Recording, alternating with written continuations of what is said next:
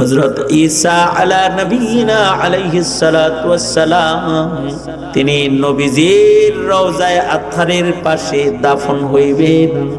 হাশরের ময়দানে নবীজির পাশে আল্লাহর আদালতে দাঁড়াইবেন এবং আল্লাহ পাক যখন কাহার আর জালাল রূপ ধরে বসে থাকবে, বিচার করবে না।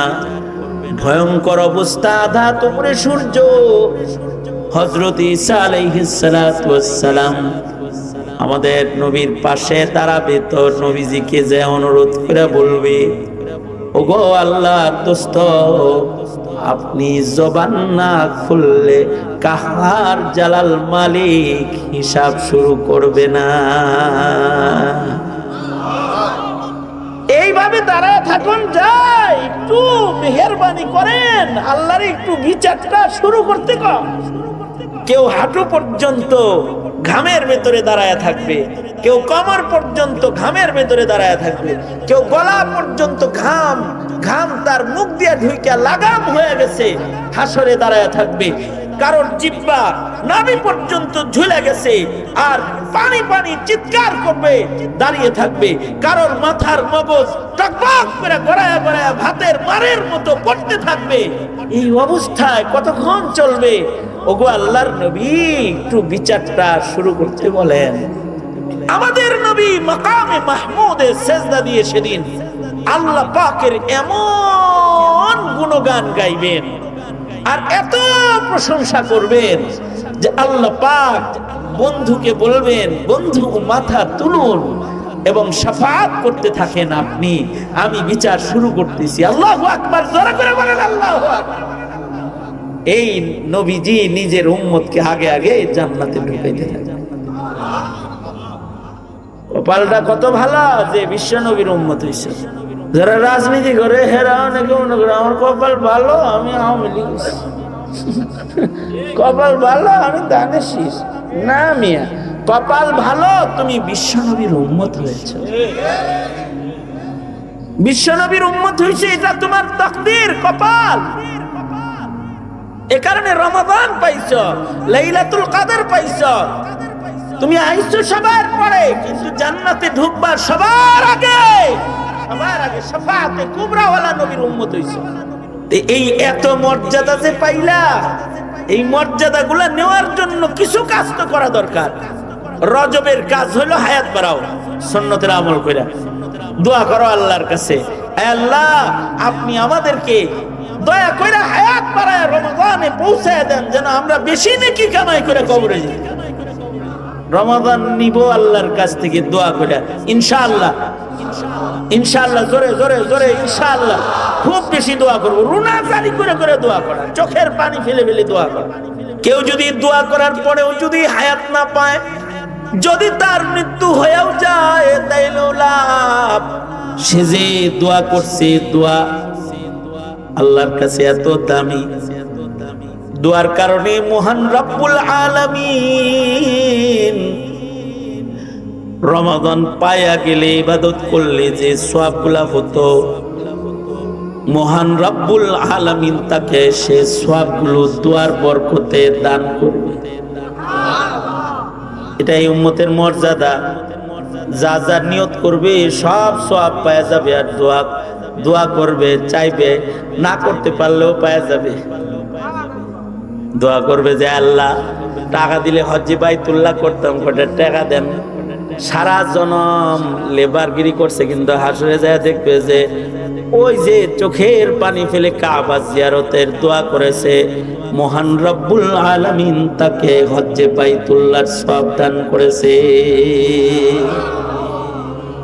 আল্লাহ আমার মনে চায় আমি যাকাত দিতাম, কিন্তু সারা জনম ফকির ছিল, যাকাতের সুযোগ তার হয় নাই। দোয়ার কারণে সব পাওয়া যাবে। দোয়া করবে তো রমাদান ইবাদত করার সব আমলনামায় জমা হয়ে যাবে।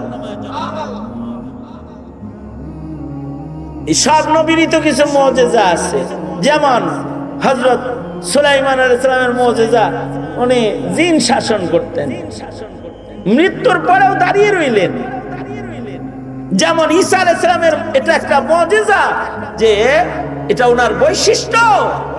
আসমানে জীবিত আছেন, জীবিত যে আছেন এটা যদি কেউ বিশ্বাস না করে তাহলে সে কাফের হয়ে যায়। ঠিক আসতে কও, জোরে কও, ঠিক না? ঈসা আলাইহিস সালাম মারা গেছেন না জীবিত আছেন? তাকে কি মারা হয়েছে? শুলিতে চড়ানো হয়েছে? মা কাতালু, ওনাকে কতল করা হয়নি, ওনাকে শুলিতে চড়ানো হয়নি, বরঞ্চ আল্লাহ পাক ওনাকে আসমানে উঠে নিরাপদের হায়াত দান করেছেন। আল্লাহু আকবার। কারণ কারণ কারণ আমি এটার কারণ আমাদের এক উস্তাদ বলতেন যে কে আল্লাহ দুনিয়ায় পালতে পারতো না, ওনারে আসমানে নিয়ে পালার দরকারটা কি? এটা এটা প্রশ্ন করছে একজন, মনে করেন আমাদের এক হুজুর বলতেন পালতে পারতো, কিন্তু তোমরা মাজারে যে পূজা করো, নবী দুনিয়ায় পারলে যে কি করতা, এটা তো হিসাব না। খাজা বাবারে আর নেতারে যে পূজা করো, নেতৃত্ব পূজা আছে আমাদের দেশে, নেতৃত্ব পূজা আছে, আছে আস্তে করে বলো কেন? নেতৃত্ব পূজা আছে। নেতা যখন স্টেজে উঠা পড়ে তখন আমার তো এই গত কয়েকদিন আগে এক স্টেজে এক নেতা উঠছে, আমিও স্টেজে আছি। হ্যাঁ, মুসলমানের আওলা নেতা ছাড়া মোল্লা চিনেই না, ধাক্কা দেয় আমার এই সরাই দেয় পিছে, আমি যে পিছে যে বয়ে রয়েছি ধাক্কা খাওয়ার ভয়ে। যে নেতারা আগে ওয়াজ করে যাক, এরা ধানের শীষ ওয়াজ করতেছে, এই ওয়াজ করে যাক, আমি যে পিছনে বসে রয়েছি। তুমি নেতৃত্বের পূজায় এত বুঝো যে তোমার নেতারে দেখে তারে খুশি করার জন্য আল্লাহর কথা ভুলেই গেছো। একজন মানুষ তাফসীর করে, নসিহা করে, একজন আলেমে দ্বীন, তাকে ধাক্কা দিতেও তো তুমি দ্বিধাবোধ করো নাই। তার মানে তুমি দল করো না, তুমি নেতৃত্ব পূজা করো, পূজা করো নেতৃত্ব। দল করো না কি এটা? এটাকে দল বলে? এটা তো নেতৃত্ব পূজারী। মূর্তি পূজারীর চাইতে নেতৃত্ব পূজারীরা বেশি ভয়ঙ্কর, বেশি ভয়ঙ্কর। ওরা তো পাথরের পূজা করে, আর ওরা জীবন্ত হাগামুতাওয়ালা মানুষের পূজা করে। পেটের ভিতরে আছে গু, গু পেটের ভিতরে, তার পূজা করে। কথাগুলো খারাপ লাগতে পারে, কিন্তু বাস্তবতা। তাই যেই জাতি খাজার পূজা করে, বাবার পূজা করে, মাজার পূজা করে, নেতার পূজা করে, সেই জাতির কাছে ঈসা নবী জমিনে পারলে উপায় ছিল? হায়রে আল্লাহ, কিন্তু উপায় ছিল না তো। এই সব বেঈমান হয়ে কবরে চলে যেত। মহান রব্বুল আলামিনের এটাও একটা দয়া যে ঈসা আলাইহিস সালাম রে জমিনে না পাইরা আসমানে পালতাছেন, এবং ঈসা আলাইহিস সালাম আবার আসবেন। না মানলে পরে ঈমান নষ্ট হয়ে যাবে। এইটা ওনার মুজিজা। আমার নবী বিশ্ব নবীর সব নবীর মুজিজা আছে, কিন্তু আমার নবীর মুজিজা কিন্তু অনেক, এগুলো গুইনা শেষ করার সময়। সব নবীর মুজিজা গোনা যায়, কিন্তু আমার নবীর মুজিজা গোনা যায় না। इंतखाबे दफ्तरे तकवीने आलम जाते वो बरतरज आयाते जुमला अंबिया आयाते ऊ। আমার নবীর শ্বাস প্রশ্বাস মুজিজা, চোখের দৃষ্টি মুজিজা, মুখের কথা মুজিজা। আর নবীজির মুখের কথাগুলো সব মুজিজা। আমার নবীর যত মুজিজা আছে তার ভেতরে সবচেয়ে বড় মুজিজা হলো দুইটা।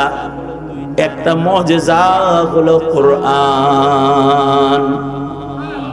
পৃথিবীর কোন নবীর বিদায়ের পরে তার ইলম জমিনে রয় নাই, কিন্তু আমার নবী চলে গেছে, নবীর রেখে যাওয়া ইলম এই স্টেজেও আছে, নিচেও আছে। হাফেজ সাহেব নিচে বসে রয়েছে, 30 পারা কোরআনের হাফেজ। স্টেজে হাফিজুল কোরআন বসা আছে। নবীজির ইলম এভাবে কিয়ামত পর্যন্ত থাকবে। পৃথিবীর সব জ্ঞান নষ্ট হইতে পারে। আমি তো বলি এক সময় ডাক্তারি নষ্ট হয়ে যাবে, অপারেশন নষ্ট হয়ে যাবে, বিজ্ঞান। কারণ ডাক্তাররা এখন তো আর ডাক্তারি মাথা দিয়া করে না, কম্পিউটার দিয়ে করে। আমি নিজে এক বড় ডাক্তারকে দেখাইতে গেছি, উনি আমার চেকআপের বিল শুধু করছে 42 থেকে 43,000। সুবহানাল্লাহ। মানে শুধু চেকআপ করছে, এটার বিল 42-43,000। তারপরে উনি যে এই প্রেসক্রিপশনটা করছে, এটার বিল 2,500। বাংলাদেশের বড় হসপিটাল ইউনাইটেড, ওখানে মনে হয় নুর ইসলাম আমার সাথে ছিল, এই কাজী নুর ইসলাম। এই 42,000 টাকার চেক আপ কইরা আর 2,500 টাকা ভিজিট দিয়া যেই ডাক্তারে ওষুধগুলা লেখলো, খোদার কসম একটাও কলম দিয়া মাথা দিয়া লেখে নাই। কম্পিউটার টিপে টিপে দেখলো কোনটা কি কি, গুগল দামাত বরকাতুম, সফটওয়্যার দামাত বরকাতুম কি বলে, এগুলো দেখে দেখে লিখে দিল। এই হলো দুনিয়ার সব ইলম সফটওয়্যারের ভেতরে ঢুকতেছে। কিন্তু নবীজির ইলম, মুজিজা, কোরআন পৃথিবী যখন ডেস্কের ভেতরে ঢুকতেছে, তখন এটাও গতকালকেও 7.5 বছরের একটা বাচ্চাকে আমি পাগড়ি দিয়েছি, মানুষের সিনায় ঢুকতেছে। দুনিয়ার সব ইলম তাসনাস হবে, একটা থাকবে, তার নাম কোরআন। একটা থাকবে, এবং এটার একটি নুক্তা অক্ষর কেউ কেউ পরিবর্তন করতে পারবে। এটা হলো ইলম। ইলম হলো সবচেয়ে বড় মুজিজা। আমার নবীর ইলমের সীমানা কত! আল্লাহর রাসূল বলেন, উতিতু ইলমাল আউয়ালিন ওয়াল আখিরিন। আল্লাহর রাসূল বলেন, আমাকে আল্লাহ তাআলা আউয়ালিন আখিরিনের সব ইলম দান করেছেন। আর আল্লাহ পাক বলেন, বন্ধু আপনার যে বড় ইলমটা দিয়েছি আমি, এ কারণেই তো আপনার সম্মান অনেক বেড়েছে। ওয়া আল্লামাকা মা লাম তাকুন তা'লাম ওয়া কানা ফাজলুল্লাহি আলাইকা আযীমা। ওগো বন্ধু, আপনি যা জানতেন না তা আপনাকে জানাইছি, জানানো হয়েছে, কিন্তু এগুলো আপনি জানতেন না। আমি দয়া কইরা ইলমের মাধ্যমে আপনাকে এই ইলমগুলা দান করেছি। এটা আপনার উপরে আমি রবের পক্ষ থেকে আযীম দয়া। পাকানা ফাজলুল্লাহি আলাইকা আযীমা। আর আল্লাহর রাসূল বলেন, লাউ আলিমতুম মা আ'লামু লাযহিকতুম কালীলান ওয়া লাবাকাইতুম কাসীরা।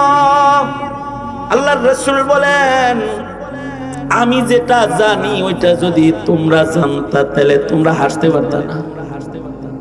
খুব কম তোমরা হাসতা, বেশি বেশি তোমরা কাঁদতা।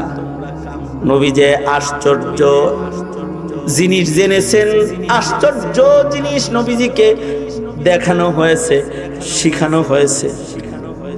যে যে মাধ্যমে নবীজিকে আজব ইলম দান করা হয়েছে, তার মধ্যে একটা বড় মাধ্যম হলো নবীর দ্বিতীয় মুজিজা মিরাজ। আল্লাহর রাসূলকে আল্লাহ তাআলা রাত্রিকালীন সফর করাইছেন। রাতের সামান্য একটা অংশে মসজিদুল আকসা নিয়া, মসজিদুল আকসা সব নবীদেরকে হাজির করা, ইমামুল মুরসালিন বানায়া আল্লাহ তাআলা একেবারে নিজের আরশে আযীম পর্যন্ত নিয়ে গেছেন। কত লম্বা একটা সফর! মক্কা থেকে আকসা, আকসা থেকে প্রথম আসমান, দ্বিতীয় আসমান, তৃতীয় আসমান, সব পার হইয়া আরশে আযীম। জমিন থেকে আসমান পর্যন্ত 500 বছরের পথ। এক একটা আসমানের দৈর্ঘ্য 500 বছরের পথ। তার মানে জমিন থেকে পয়লা আকাশের ছাদে যাইতে 1000 বছর, পয়লা আকাশের ছাদ থেকে দ্বিতীয় আকাশের ছাদে যাইতে 1000 বছর, 2000 বছর, দ্বিতীয় আকাশের ছাদ থেকে তৃতীয় আকাশের ছাদে পৌঁছতে 1000 বছর, তৃতীয় ছাদের থেকে চতুর্থ আসমানের ছাদে পৌঁছতে 4000 বছর। এভাবে 7000 বছর পরে স্বাভাবিক সফর করে একজন 7 আসমানের ছাদে পৌঁছতে পারবে। এই যে একটা সফর, এখান থেকে আবার সিদরাতুল মুনতাহা 7000 বছর। সিদরাতুল মুনতাহা হলো মিডল পয়েন্ট। সিদরাতুল মুনতাহা থেকে এই 7 আসমানের ছাদের উপর পর্যন্ত যত দূর, 7 আসমানের ছাদ থেকে জমিন পর্যন্ত তত দূর। তার মানে হলো 14000 বছর পাড়ি দিয়ে, 14000 বছরের পথ পাড়ি দেওয়ার পরে সিদরাতুল মুনতাহা। সেখান থেকে জান্নাতের সীমানা শুরু, সেখান থেকে আবার আরশে আজিম আবার 14000 বছরের পথ। এই পুরাটা সফর করছেন কতটুকুন সময়ে? নবীজি সফর শেষ করে আইসা দেখে ওজুর পানি এখনো গড়ায় গড়ায় পড়তেছে, আর দরজার শিকল এখনো নড়াচড়া করতেছে। আসতে বললে চলবে না, আসতে বললে চলবে না, জোরে আওয়াজ করে বলেন সুবহানাল্লাহ। কারণ এই জায়গায় আল্লাহ নিজেই বলছে সুবহানাল্লাহ। আল্লাহ নিজেই বলে সুবহানাল্লাযী আসরা বিআবদিহি, সুবহানাল্লাযী আসরা বিআবদিহি লাইলাম মিনাল মাসজিদিল হারাম ইলাল মাসজিদিল আকসা আল্লাযী বারাকনা হাওলাহু লিনুরিয়াহু মিন আয়াতিনা। কেন সফর করাইলেন? উদ্দেশ্য হলো লিনুরিয়াহু মিন আয়াতিনা, তাকে নিদর্শন দেখানো হবে, এমন জিনিস দেখানো হবে যা কোনো নবী দেখে নাই, কোনো মানুষ দেখে নাই, কেউ দেখবে না।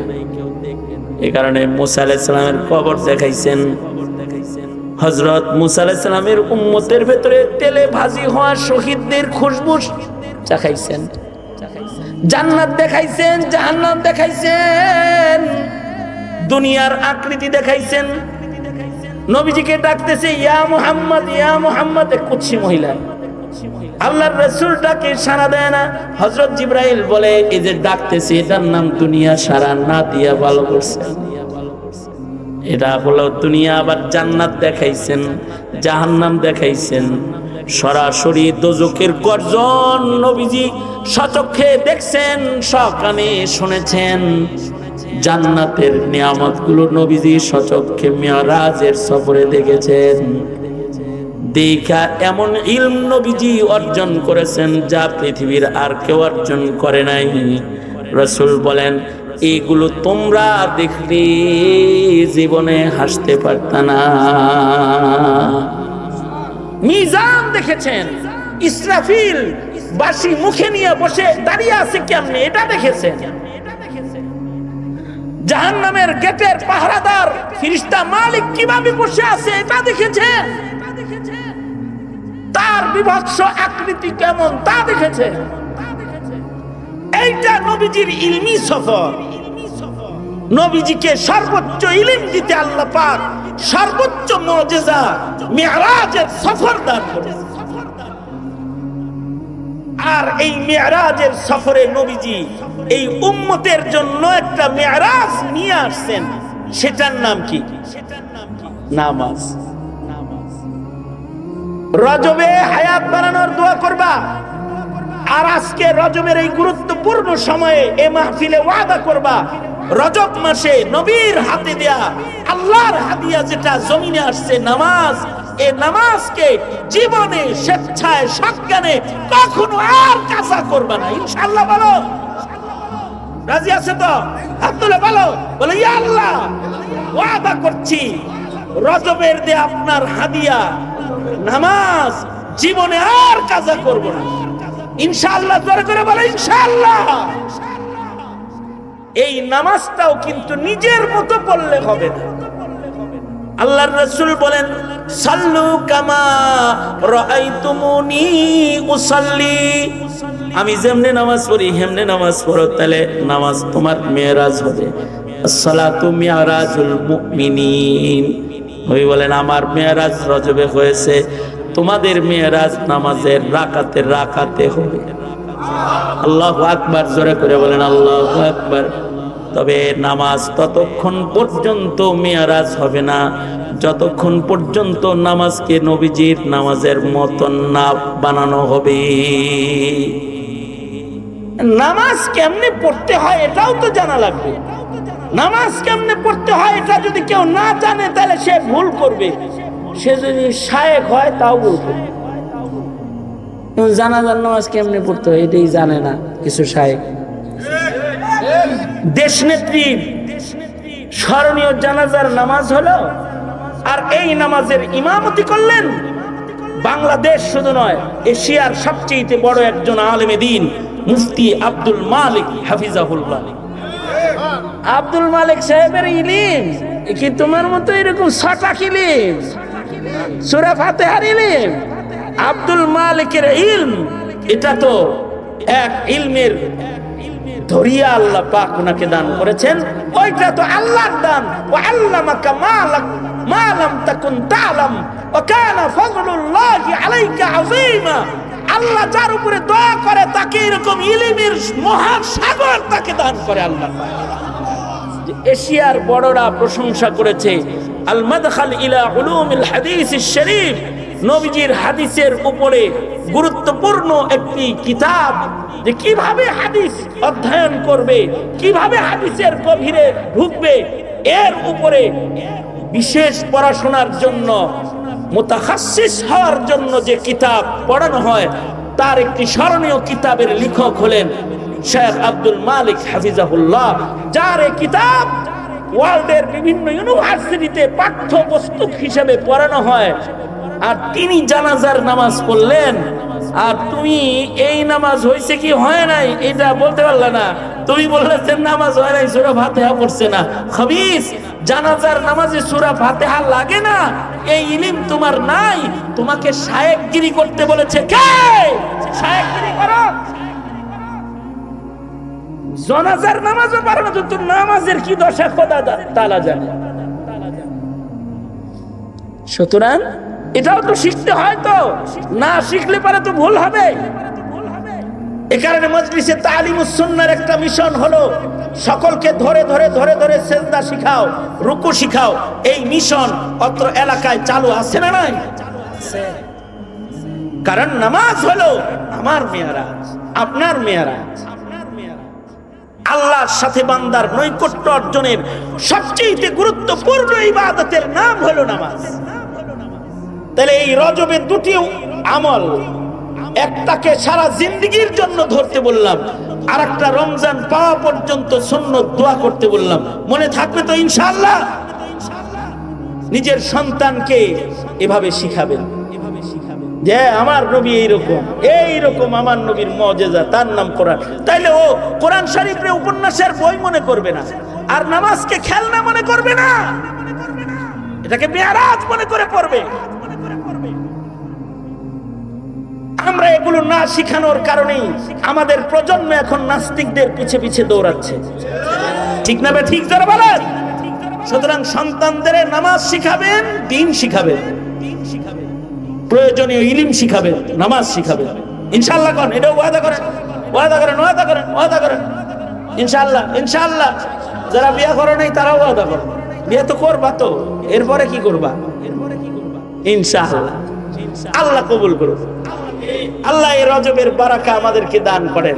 এই মাহফিলটাকে আল্লাহ পাক কবুল করেন। প্রচন্ড শীত, কষ্ট করে যে বসে রইলেন আমার জন্য, এখানে আছেন, আমি দোয়া করি আল্লাহ এর জাযা আপনাদেরকে দান করেন।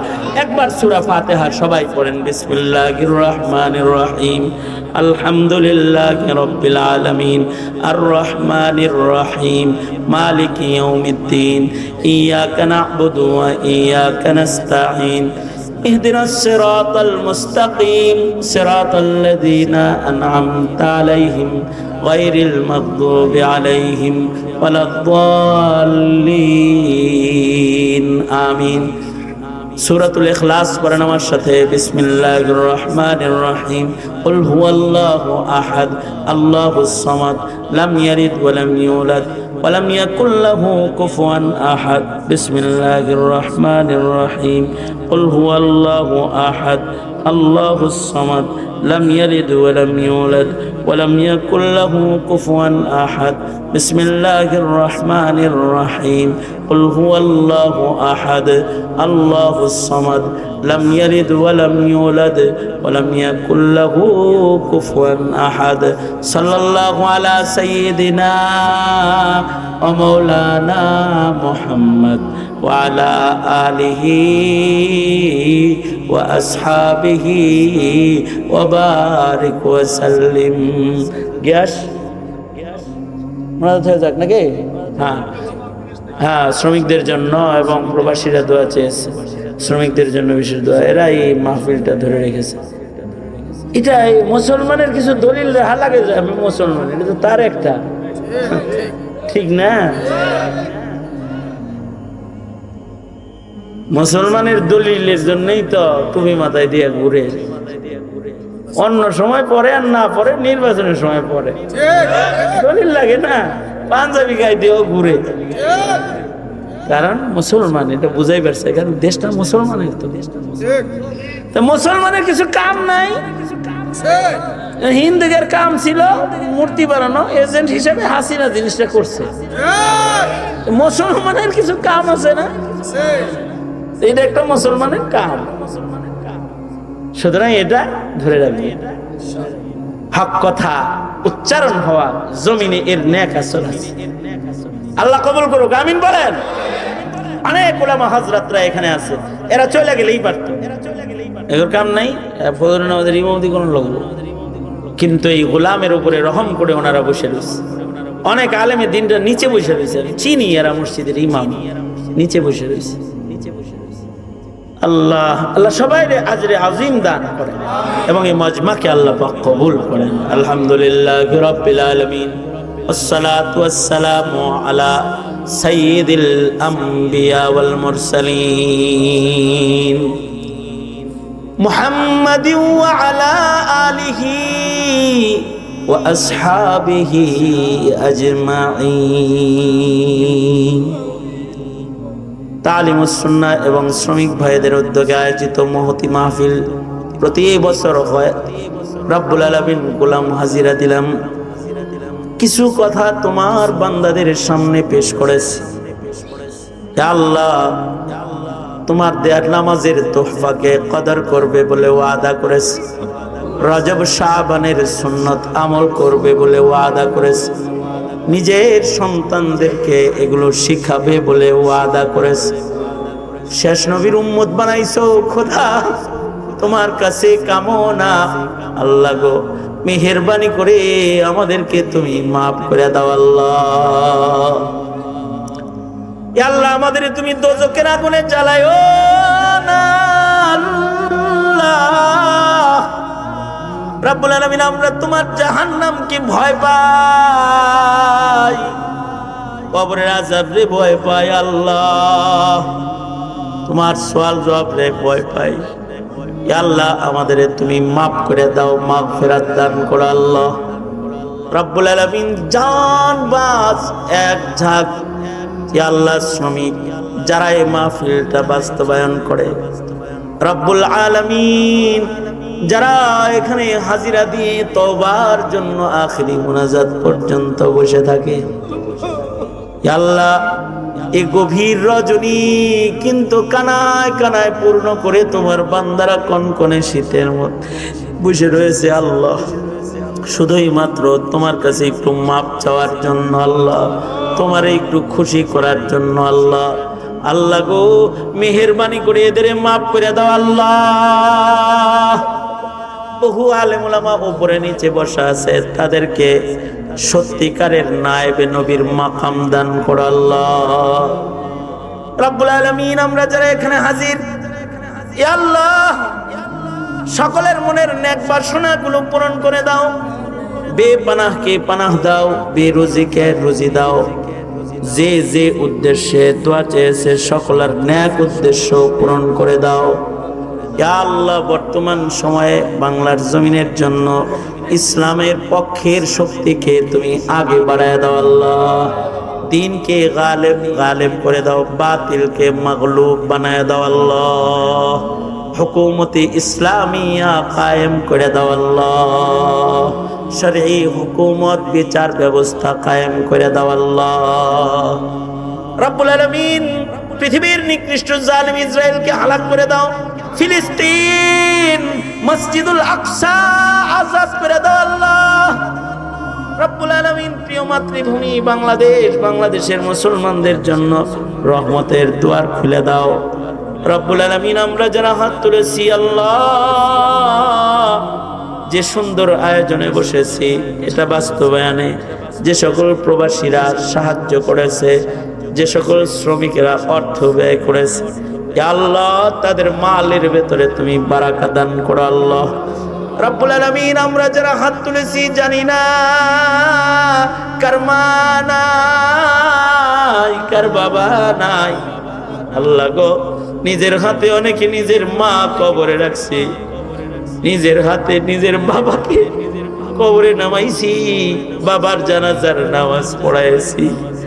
রব্বুল আলামিন কাফন পড়ায় ওই যে শেষ বাবের চেহারাটা দেখেছি, জানি না কবরে কি হালতে আছে। রব্বুল আলামিন যাদের মা নাই বাপ নাই আল্লাহ,